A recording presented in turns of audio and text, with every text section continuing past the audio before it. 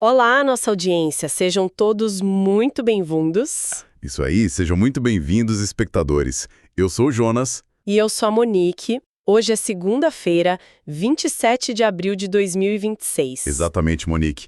E detalhe, essa é a data exata do levantamento de dados fresquinhos que embasa a nossa discussão de hoje. Com certeza, pessoal. Esse é o Macroeconomia, o nosso programa onde a gente decodifica esses sinais super confusos do mercado global. E o título do episódio de hoje, Monique, é Mergulhando no Petróleo. E Jonas, eu vou jogar uma verdadeira bomba aqui logo de cara. Pode ser? Manda ver, tô preparado. O mundo entrou em um pânico absurdo neste mês de abril de 2026. A gente viu o barril batendo a marca assustadora de $128. 128 dólares.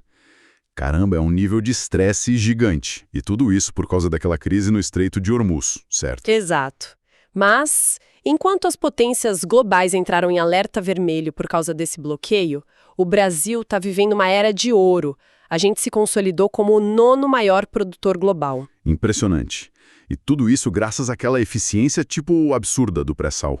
Mas aí fica a provocação, Jonas. O que acontece quando a transição energética global, que já está batendo na porta, colide de frente com essa nossa dependência gigantesca desse recurso? Excelente pergunta, Monique. É o grande paradoxo que a gente vai investigar hoje. Mas antes de abrir essa caixa preta, acho que a gente tem que agradecer quem está acompanhando a gente, né? Ah, sem dúvida. Muito obrigada a todos os nossos espectadores pela presença. O engajamento de vocês é o que torna essas discussões complexas possíveis. Faço das suas palavras as minhas. E, bom, para quem quiser se aprofundar ainda mais com a gente... Façam o seguinte, pessoal, acessem o canal Macroeconomia, que traz compilação de análises e notícias sobre macroeconomia, tecnologia e inteligência artificial. É isso mesmo, sigam lá. Bom, Monique, para nossa audiência entender por que o mundo surtou tanto com a falta de petróleo nas últimas semanas, a gente precisa quebrar um mito gigantesco. Que mito, Jonas? Aquele de que petróleo serve só para colocar no tanque do carro. Ah, sim. Essa é a visão mais limitante que existe sobre o setor. A galera acha que é só gasolina. Pois é. O grande clichê do mercado sempre foi dizer que o petróleo é o sangue da economia, né? Fazendo os caminhões e os navios andarem. Aham. Mas, mergulhando no nosso relatório de abril, a gente vê que o buraco é bem mais embaixo. Ele não é o sangue, ele é o DNA da vida moderna, Monique. O DNA, nossa, explica essa analogia melhor pra gente, Jonas. O petróleo está codificado quimicamente em quase absolutamente tudo que a gente toca.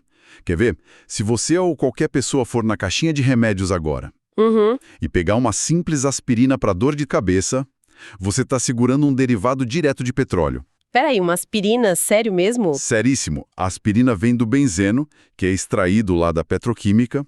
A medicina moderna inteira pararia amanhã sem o refino. Caramba, Jonas, e não para na aspirina, né? Olhando os dados aqui, quase 99% das matérias-primas farmacêuticas de base dependem dessa cadeia. 99%. É quase tudo. Exato! Sabe aquelas seringas descartáveis de hospital? Os tubos de sorro, as válvulas cardíacas? Tudo isso exige uns plásticos de engenharia que simplesmente não existiriam sem os polímeros do óleo cru. É uma dependência que ficou totalmente invisível. Até na indústria de cosméticos, sabia?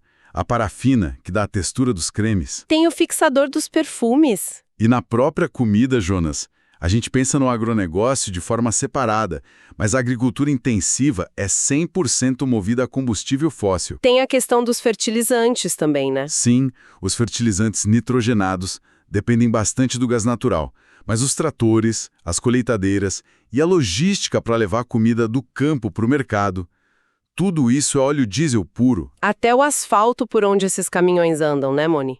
O asfalto é literalmente a raspa do fundo do barril do petróleo. Bem lembrada. Isso nos leva a um detalhe técnico que o mercado adora acompanhar, que é a qualidade do óleo cru. Ah, a tal da classificação API. Isso. Nem todo o petróleo que sai do chão é igual.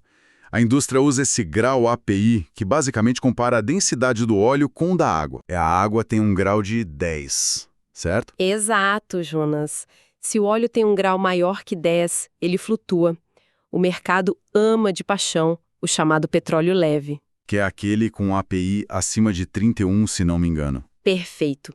Ele é fluido, corre super fácil pelos dutos e quando chega na refinaria, rende gasolina e querosene de aviação de um jeito muito simples e barato. Mas e no extremo oposto, Monique? Aí a gente tem o petróleo pesado, com o API abaixo de 22. Jonas, ele é viscoso, quase um melaço escuro. Para transformar isso em algo útil, a refinaria tem que fazer o tal do craqueamento, que é um processo caríssimo.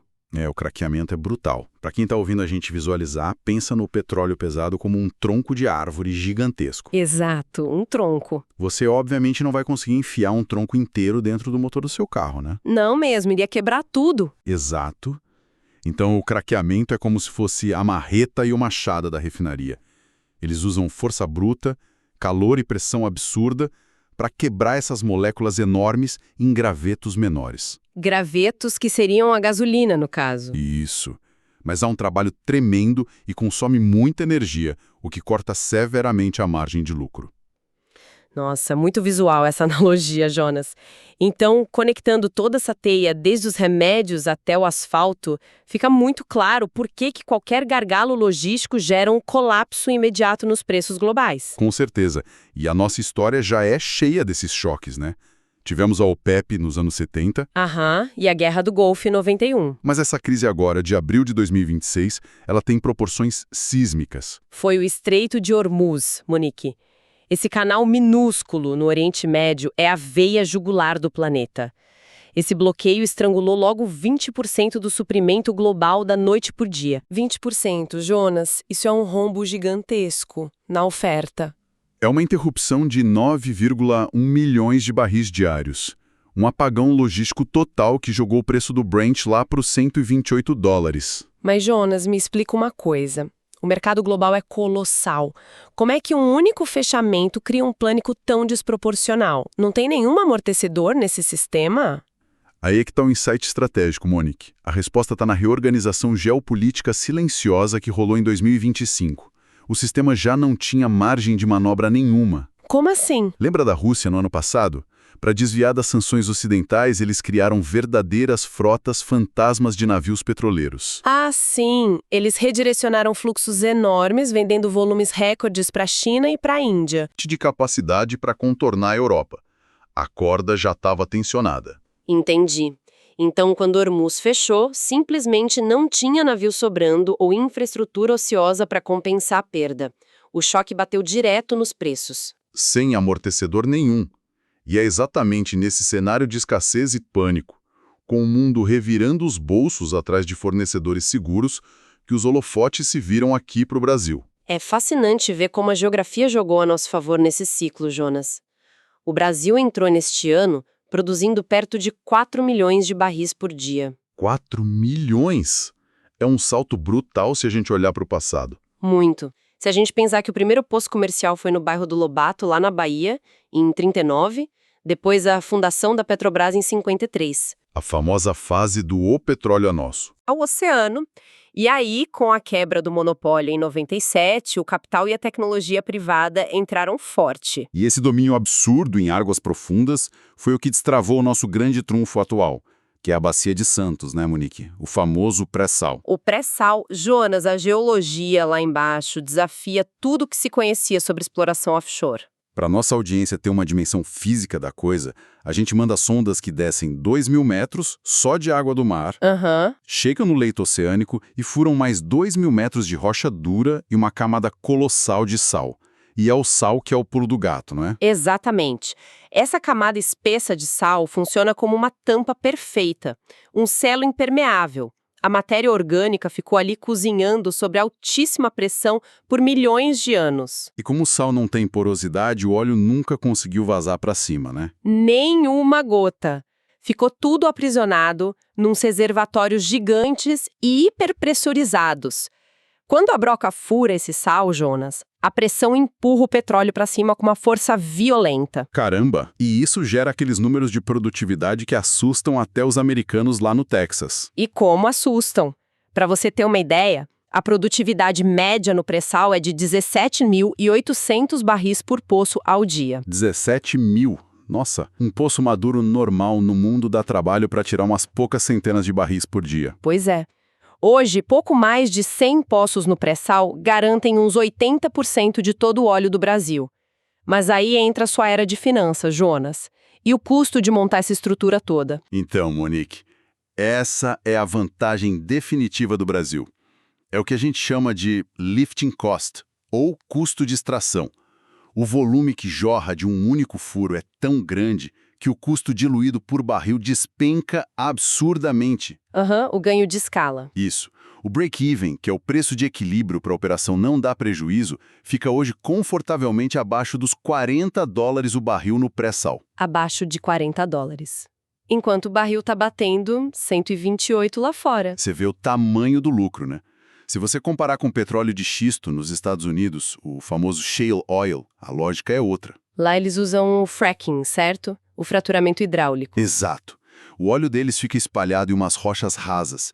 Eles têm que explodir a rocha com água e areia e o poço esgota super rápido. Eles precisam furar poços novos incansavelmente toda semana para manter o ritmo. Nossa, isso deve jogar o custo lá pro alto. Joga para casa dos $50 ou $60 o break-even. Se o preço global despencar amanhã, os americanos param de perfurar na mesma hora porque dá prejuízo. O Brasil, no entanto, continua surfando e lucrando bilhões. Faz todo sentido. Por isso que o plano da Petrobras previu injeções de 111 bilhões de dólares, focando quase tudo na Bacia de Santos. Pois é, 111 bilhões. Mas aqui eu vou fazer o papel de advogado do diabo, Monique. Precisamos ser analíticos. Manda. O que está te preocupando nesses dados? Todo grande ativo tem uma grande vulnerabilidade. A gente está botando 80% dos nossos ovos de ouro numa única cesta submarina, a Bacia de Santos. Dezenas de plataformas flutuando lado a lado. Quais são os riscos reais dessa concentração toda? Os riscos são substanciais e super silenciosos, Jonas. Primeiro, tem a nossa dependência crônica de tecnologia externa. Os navios sonda, as válvulas, os softwares, vem tudo de grandes corporações gringas. Então, se der algum gargalo de fornecimento lá fora, a gente trava aqui. Trava totalmente.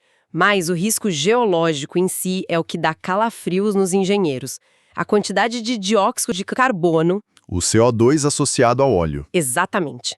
As jazidas do pré-sal têm proporções gigantescas de CO2. E lá embaixo, com aquela pressão absurda e água, ele atinge um estado supercrítico. Fica violentamente corrosivo. Corrosivo tipo ácido. Tipo ácido. Ele devora o aço dos dutos e das válvulas submarinas. Isso exige uma metalurgia exótica e muito cara. E tem mais, eles não podem simplesmente soltar esse gás na atmosfera. A plataforma separa esse gás corrosivo e precisa reinjetar ele de volta para o fundo da Terra. Meu Deus, é uma operação super delicada. Se tiver uma falha de corrosão em cadeia nessa área super concentrada... O país inteiro sente o tranco no PIB em questão de semanas. Caramba! Isso me leva ao ponto mais provocativo do nosso levantamento de hoje, Monique. Quando a gente vê planilhas com lucros trilionários e royalties batendo recordes estratosféricos, a gente imagina que as cidades ao redor viraram verdadeiras utopias de primeiro mundo, né? Seria o lógico a se pensar, né? Cidade como Maricá e Niterói recebendo centenas de milhões de reais todo trimestre. Mas aí eu cruzei os dados sociais. Sabe o que eu descobri? O quê? 12 das 50 cidades que mais enriqueceram com royalties no Brasil têm uma qualidade de vida pior que a média nacional. Pior que a média? Jonas, como é possível inundar uma prefeitura com bilhões e a vida das pessoas piorar? Na economia, a gente chama isso de doença holandesa, Monique. O mecanismo é cruel. Imagina uma cidade litorânea tranquila, de repente uma avalanche de petrodólares e empresas de suporte técnico invade o lugar. Os técnicos com salários altos chegam. Isso, o aluguel explode, o terreno fica milionário. Os serviços básicos ficam caríssimos da noite para o dia, porque tem muito dinheiro circulando na mão de pouca gente dessas grandes empresas. E o resto da economia local que não mexe com petróleo simplesmente é esmagada. Perfeito. A fabriquinha de roupas não consegue pagar o novo aluguel e fecha. O agricultor desiste. O professor e o motorista de aplicativo passam a viver numa cidade com o custo de vida de Zurique, na Suíça, mas ganhando o salário padrão do interior do Rio. Nossa, que tragédia silenciosa. E a prefeitura, com todo aquele dinheiro? Muitas vezes gasta em obras de fachada ou inchaço da máquina pública, Dinheiro sem gestão não vira inovação tecnológica. É a diferença brutal entre extrair riqueza e criar riqueza. Jonas, e essa janela de extrair riqueza tá com o cronômetro rodando. A gente olhou para o curtíssimo prazo, mas precisamos falar sobre os cenários para 2050, a tal da transição energética. E para projetar isso, Monique, a gente tem que matar aquele mito velho de que o petróleo vai acabar por falta geológica. Aquela história de que acaba em 50 anos. Ah, a teoria do pico do petróleo.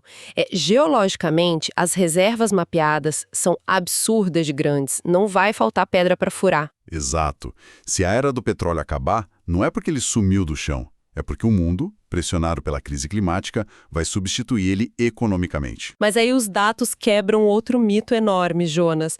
A ideia de que os carros elétricos vão falir as refinarias na semana que vem. Não vai ser tão rápido assim. A gente viu no relatório que, no ano passado, em 2025, 1 a cada 4 carros vendidos no planeta já era elétrico, mas a demanda global de petróleo não caiu. Porque volta naquilo que você falou do DNA da vida moderna. A petroquímica absorve tudo. Plástico, fertilizante, asfalto para urbanizar a África e a Ásia. E é aí que a gente vê o choque brutal de duas visões para o futuro, né? Totalmente. De um lado, a Agência Internacional de Energia, a IEA, diz que o mundo tem que forçar uma queda drástica de uns 10% na demanda fóssil todo ano para conseguir segurar o aquecimento em 1,5 graus. Mas do outro lado do ringue, a OPEP rebate dizendo que os países ricos já queimaram o carbono deles para enriquecer e que a Índia e o Sudeste Asiático vão garantir que o petróleo continue dominando 70% da matriz energética por várias décadas. É um fogo cruzado narrativo. E no meio disso tudo, o Brasil tem um risco econômico pendurado no pescoço chamado ativos encalhados, os famosos stranded assets. Stranded assets. Monique, para quem não é de finanças, eu gosto de usar a analogia das locadoras de vídeo. Aquelas antigas de DVD. Exatamente. Imagina que uma empresa bilionária resolveu construir a melhor, a mais eficiente e fantástica rede de locadoras de rua do planeta. Só que ela fez isso no exato ano em que inventaram o streaming. O prédio está lá, a infraestrutura é perfeita, mas o mercado ao redor mudou tanto que aquele ativo perdeu o sentido. Não paga o investimento de longo prazo. Nossa, Jonas, faz todo sentido. Então, se a pressão climática ganhar força real e a demanda global por petróleo despencar lá para 2035, toda aquela superestrutura multibilionária na Bacia de Santos corre o risco de não se pagar. É o risco da locadora de vídeo em escala trilionária. E aquelas cidades reféns de royalties, que estão com a doença holandesa hoje. Se elas não usarem a grana agora para criar a indústria do amanhã, elas falem sistemicamente. E a pressão ambiental global não é brincadeira. No ano passado, o mundo lançou o recorde assustador de 38,4 bilhões de toneladas de CO2 na atmosfera. É uma conta que não fecha. E a nossa indústria tem o problema do flaring, né? A queima de gás. Sim. Quando uma plataforma gigante entra em operação, rola muito gás natural que sai junto com o óleo.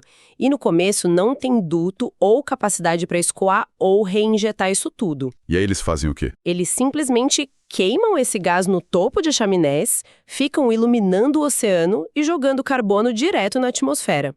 É o grande paradoxo do Brasil hoje, Jonas. Pois é, a gente precisa dessa montanha de dinheiro que o pré-sal dá hoje para investir na transição verde, tipo hidrogênio verde, eólica offshore. Só que fazer essa virada de matriz energética com a infraestrutura atual é como tentar dar um cavalo de pau num navio transatlântico a toda velocidade, né?